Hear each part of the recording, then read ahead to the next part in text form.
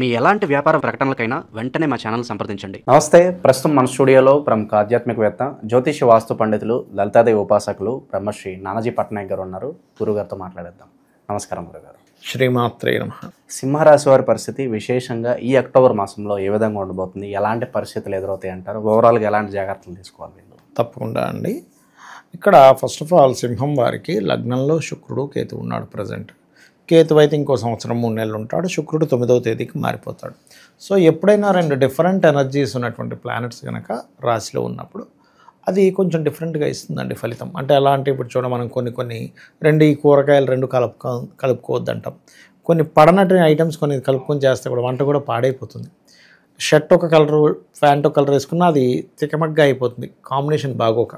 So different combinations. కేతువేమో వైరాగ్యానికి కారకుడు, శుక్రుడేమో అందానికి, ధనానికి, లగ్జరీకి కారకుడు. ఈ 2 డిఫరెంట్ కోణాలు. వైరాగ్యం అనేవాడికి లగ్జరీ వెళ్ళబుద్ధి కాదు. ఆ డిఫరెంట్ కోణాలు ఎప్పుడైతే లగ్నంలో వచ్చి కూర్చున్నాయో ఇక్కడ ఏమవుతుందంటే వీళ్ళకి విచిత్రంగా ఉంటుంటుంది. ఒకవైపు ఆధ్యాత్మికం వైపు వెళ్ళాలని కొంతసేపు అనిపిస్తుంది. ఏం ఆధ్యాత్మికం, ఈ టైంలో ఎంజాయ్ చేయకపోతే ఎలాగా అని ఇటు వెళ్తూ ఉంటారు. ఈ ఘర్షణ వీళ్ళకి 9th వరకు ఉంటుంది. 9th దాటిన తర్వాత 2లోకి వెళ్తున్నాడు శుక్రుడు. ఇక్కడ ఏంటంటే 9th వరకు ఫైనాన్షియల్గా మంచి గ్రోత్ ఉంది, దానికేం ప్రాబ్లం లేదు. రవి 2లో ఉన్నంత కాలము ఫైనాన్షియల్గా మంచి గ్రోత్ ఇస్తాడు. వీళ్ళకి 17వ తేదీ వరకు ఉంటున్నాడు. కాకపోతే ఎప్పుడైతే శుక్రుడు 2లోకి వెళ్తాడో, అది కూడా రవితో కలుస్తాడో, శుక్రుడు యొక్క రాశుల్లో కూడా కుజుడు ఉన్నాడో, ఇది తండ్రి తరపు వాళ్ళు, తండ్రి మూలంగా, గవర్నమెంట్ వ్యక్తుల మూలంగా వాళ్ళకి మనీ ఇవ్వడం వల్ల అనవసరంగా స్ట్రక్ అవుతుంది. కాబట్టి ఇక్కడ ఎక్కడా కూడా గవర్నమెంటు, మెడికల్ రిలేటెడ్, తండ్రి తరపు ఫ్రెండ్సు, తండ్రి సమానులు వీళ్ళకి మనీ ఇచ్చేటప్పుడు 1కి 4 సార్లు ఆలోచించి మనకు అవసరం లేదు, పోయినా పర్లేదు అనుకుంటే ఇవ్వండి, కానీ అదర్వైజ్ ఇవ్వద్దు అని చెప్తాను నేను. బికాజ్ ఆఫ్ ఇక్కడ మనకి 2లో చూడడానికి 2 గ్రహాలు ఉన్నాయి, కానీ కుజకేతు ఇన్ఫ్లుయెన్స్తో ఉన్నాయి 2 కూడా. అది అనవసరంగా ఏమవుద్దంటే మనం ఎవరికైనా మనీ ఇస్తే సరే వాళ్ళు లేట్గా ఇచ్చారా, తొందరగా ఇచ్చారా పక్క పెడితే గొడవ అయితే అదో పెద్ద తలనొప్పి. ఎందుకు ఇచ్చాను రా అంటే ఎలా ఉంటుందంటేనండి, అది గొడవ మారిందనుకోండి, అసలు మనం ఎందుకు ఇచ్చాము, ఎందుకు గొడవ పడుతున్నాము, డబ్బులు మనవి పోయి ఆఖరికి గొడవ ఏంటి అని అనిపిస్తుంది. అవునా కదా? సో ఇటువంటివి ఉంటాయి. అయితే ఈ లగ్నం నుంచి 3వ స్థానంలో కుజుడు ఉన్నాడు, అది కూడా 4వ అధిపతి అయినందుకు వీళ్ళకి 28వ తేదీ వరకు కుజుడు 3లో ఉంటాడు. 3లో ఉండే కుజుడు ఎప్పుడు కూడా ఒక ధైర్యాన్ని ఇస్తాడండి. అంటే మనం కరేజియస్గా ఉంటాం, ఏదైనా ఒక ధైర్యంగా స్టెప్ వేయడం, భయపడకపోవడం, ఇలాంటి ఆ రిస్క్ తీసుకుంటారు. ఎగ్జాక్ట్లీ మీరు మంచి వర్డ్ వాడారు, రిస్క్ తీసుకుంటారు. ఇక్కడ వీళ్ళు రిస్క్ తీసుకోవడం ఒక యోగాన్ని ఇస్తుంది వీరికి, సింహం వారికి. అలాగే 4వ అధిపతి కదా, 3లో ఉన్నాడు కదా, ఇది ఎలాంటి ఫలితాలు ఇస్తుందంటే ఇక్కడ కొంచెం భూమి మూలంగా ధనం రావడము, అలాగే భూమి ఏదైనా అమ్మేయడం ద్వారా ధనం రావడము, ఇటువంటివన్నీ కూడా జరుగుతూ ఉంటాయి అన్నమాట వీరికి. అదొకటి. అండ్ అలాగే ఇంకోటి ఏంటంటే ఈ రాశివారు ప్రత్యేకంగా 24, 25వ తేదీలు మాత్రం ఎట్టి పరిస్థితుల్లో భూ సంబంధించిన విషయాల్లో, ఇన్వెస్ట్మెంట్స్ విషయాల్లో చేయకూడదు. ఈ మంత్ పర్టికులర్గా అంటే అక్టోబర్ మంత్ 24, 25 తేదీలు. ఇక సంతానం విషయం కనుక చూసుకున్నట్లయితే సంతానానికి గతంలో ఏవైతే వాళ్ళకి కొంచెం ఫైనాన్షియల్గా అంత గ్రోత్ లేదనుకుంటుంటారో, అంటే కొంతమందికి చూడండి ఇంట్లో పిల్లడు ఉంటాడు, వాడు బీటెక్ అయిపోయింది, ఇంకా ఉద్యోగం రావట్లేదు ఏంటో అంటే వాడికే స్ట్రెస్గా ఉంటుంది, ఇంట్లో వాళ్ళకి ఇదిగా ఉంటుంది. ఎవరైనా వచ్చితే అడిగితే ఏం చెప్పాలో అర్థం కాదు. ఆ స్థితి నుంచి కొంత రిలీఫ్ వస్తుంది. ఎందుకు అంటే ఇక్కడ ఆల్మోస్ట్ 19వ తేదీ వరకు పంచమాధిపతి అయిన గురువు లాభంలో ఉంటున్నాడు. సో 19th వరకు, ఈ మంత్ అక్టోబర్ నెలలో 19th వరకు వీళ్ళకి స్కోప్ ఎక్కువగా ఉంది. కాబట్టి ఉద్యోగ సంబంధించిన ప్రయత్నాలు ఏదైనా చేసినా 19th లోపల చేసుకోవడం చాలా మంచిది. అంతే. నేను ఎందుకు చెప్తున్నానంటే చాలామంది ఏం చేస్తారు, ఇప్పుడు టూర్ ఉందిగా మనం తర్వాత వెతుక్కుందాంలే అనుకుంటారు, కానీ అసలు నీకు టైం అయిపోతుంది అక్కడ. నీకు కరెక్ట్ టైంలో నువ్వు చేయకుండా తర్వాత ఎప్పుడో చేస్తానంటే అది ఇట్ ఈస్ నాట్ కరెక్ట్. అట్లా ఎప్పుడు సింహం వారికి, సింహలగ్నం వారి యొక్క సంతానానికి, వీళ్ళకి కాదు డైరెక్ట్గా, అదొకటి. ఇక అలాగే హెల్త్ రిలేటెడ్ ఇష్యూస్ కనుక చూసుకుంటే కొంచెం బ్యాక్ పెయిన్ ఎక్కువగా వస్తుంటుందండి వీళ్ళకి. బ్యాక్ పెయిన్ ఏదో ఉన్నట్టు అనిపించి ఇండైజెషన్ అనిపించడం, తీరా చెక్ చేసుకుంటే ఏం లేకపోవడం, ఇలాంటివి ఉంటాయి. అలాగే కొంచెం వీరికి వివాహ సంబంధించిన విషయంలో కూడా కొద్దిగా లేట్ అవుతుంటాయి పనులు. ఎందుకంటే సప్తమంలో రాహు ఉంటూ సప్తమాధిపతి అష్టమంలోకి వెళ్ళి వక్రించాడు. కాబట్టి 2 మందగ్రహాలు, శనివత్ రాహు అంటారు కాబట్టి స్లో మూమెంట్ అవ్వడము, విదేశీ సంబంధాలు కుదరడము, ఓకే, ఆన్లైన్లోనే చూసుకొని ఓకే చేసుకోవడము, ఇలాంటివి ఎక్కువగా ఉంటాయి. లేకపోతే ఫారెన్లో ఉన్న వాళ్ళు వీళ్ళని ఏదో పరిచయం అయ్యి ఫారినర్స్ని చేసుకోవడము, ఇట్లాంటివి కూడా ఉంటాయండి. ఒక్కోసారి కొంతమంది చూడండి అక్కడికి వెళ్ళి సెటిల్ అవుతారు, అక్కడ ఫారినర్ ఎవరో పరిచయం అయితే వాళ్ళని వివాహం చేసేసుకుంటారు. అటువంటివి ఎక్కువగా చూపిస్తుంది ఇక్కడ. ప్రేమ అనురాగాల పరంగా ఎలా ఉంటుంది భార్యాభర్త మధ్య సంబంధాలు? ఒకటండి, ఇక్కడ షష్టమాధిపతి సప్తమాధిపతి అవుతారు సింహలగ్నానికి శని. ఆయన రాహుతో కనెక్ట్ అయినప్పుడు ఇక్కడ 2-3 విషయాలు.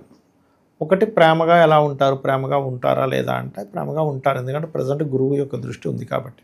కాకపోతే ఎప్పుడైతే గురువు మారిపోతాడో, మనకి 19వ తేదీ నుంచి మారిపోతున్నప్పుడు ఏం చేస్తాడంటే, ఈ గురువు మారగానే అపోహలు పెరుగుతూ ఉంటాయి. అంటే అవతల వాళ్ళు చేయకపోయినా చేశారేమో 19th తర్వాత మీరు గమనించండి కావాలంటే. ఇప్పుడు ఏంటండి మా ఆవిడ ఇలా అనుమానిస్తుంది అంటాడు, అక్కడ ఏమీ జరగదు. ఏమిటంటే మా ఆయన ఇలా అనుమానిస్తున్నాడు అంటది ఆవిడ. అంటే ఏమిటి, అది సీక్రెట్ సైన్ అయింది. సప్తం సీక్రెట్ సైన్ అయినందుకు, అక్కడ ఆల్రెడీ రాహు అపోహ కారకుడు ఉన్నందుకు, శని వచ్చి కలుస్తున్నందుకు ఏదో చేశాడు, దాని గురించి ఏదో కడిగేసేయాలి, మాట్లాడేసేయాలి, క్లియర్ చేసుకోవాలనేది 19 నుంచి పెరుగుతుంటుంది వీళ్ళు. కాబట్టి అటువంటి అపోహలకు వెళ్లకుండా ఉండాలి. సో ఆవేశంగా ఏ నిర్ణయాలు తీసుకో. ఎగ్జాక్ట్లీ. అలాగే మరొక విషయం ఏంటంటే, ఇక్కడ వీరికి ఉద్యోగ సంబంధించినటువంటి విషయంలో దశమాధిపతి నీచి పొందుతున్నాడు 9వ తేదీ నుంచి. కాబట్టి 9th నుంచి ఒక 25 days ఆఫ్ పీరియడ్లో కొన్నిసార్లు ఏముందిలే ఈ ఉద్యోగం ఏముందిలే మానేద్దాం. ఎందుకంటే ఆల్రెడీ ఇక్కడ కేతువుతో శుక్రుడు ఇంతకాలం ఉన్నాడు. అంటే ఎప్పుడు మానేయాలి, ఎప్పుడు మారిపోవాలని ఇస్తూ ఉంటాడు. ఎలా ఉంటాయంటారండి గ్రహాలు, కొంతమందికి నేను చూస్తుంటాను కదా, ఈ కేతు సంబంధం వచ్చినప్పుడు లేదా 10th లార్డ్ పాడైనప్పుడు గోచారంలో అసలు వాళ్ళ ఫ్రెండ్స్ చెప్తున్నా, ఇంట్లో వాళ్ళు చెప్తున్నా వినరు. వద్దు నాకు ఇష్టం లేదు, మానేయాలి, వాడు ఆ రోజు అలా అన్నాడు, వీళ్ళు ఇలా ఉన్నారు, ఇంకా నాకు బెటర్ ఆఫర్ ఏదో వస్తుందనేమో. సరే ఓకే, వస్తే వీఆర్ హ్యాపీ. రాకపోతే పరిస్థితి ఏంటి, మానేయాలనిపించి మానేసిన తర్వాత అప్పటి వరకు కళ్ళు తెరుచుకోవు.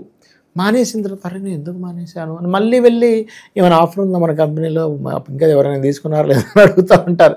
అంటే కేతు ఏం చేస్తాడంటే చిత్ర విచిత్ర గ్రహం అన్ని చిత్రాలు చేస్తుంటాడు. మ్యాజికల్ ప్లానెట్ అంటారు దాన్ని.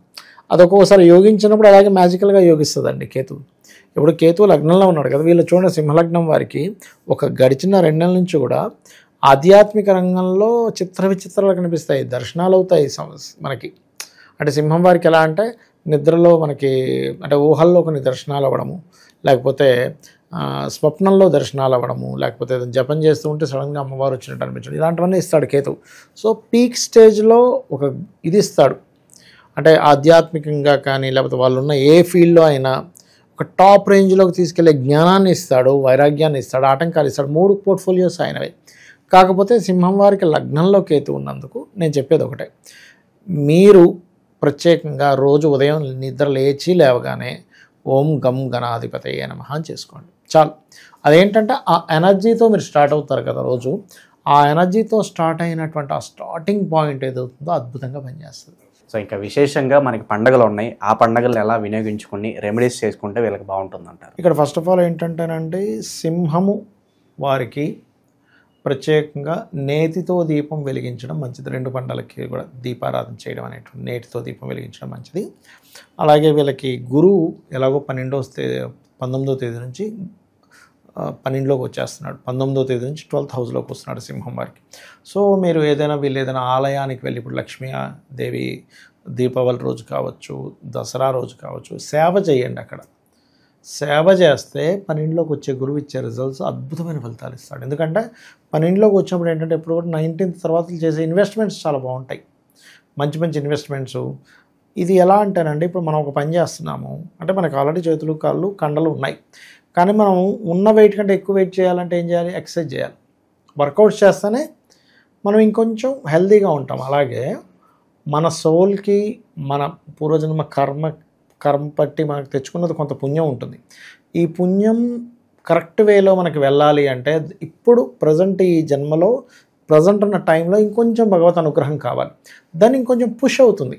ఇప్పుడు ఇద్దరు కలిసి కారు దోస్తున్నారు, ముందుకు వెళ్ళట్లేదు, లారీ దోస్తున్నారు, ఇంకో మనిషి రాగానే అవుతుంది, అది టక్కన కదులుతుంది.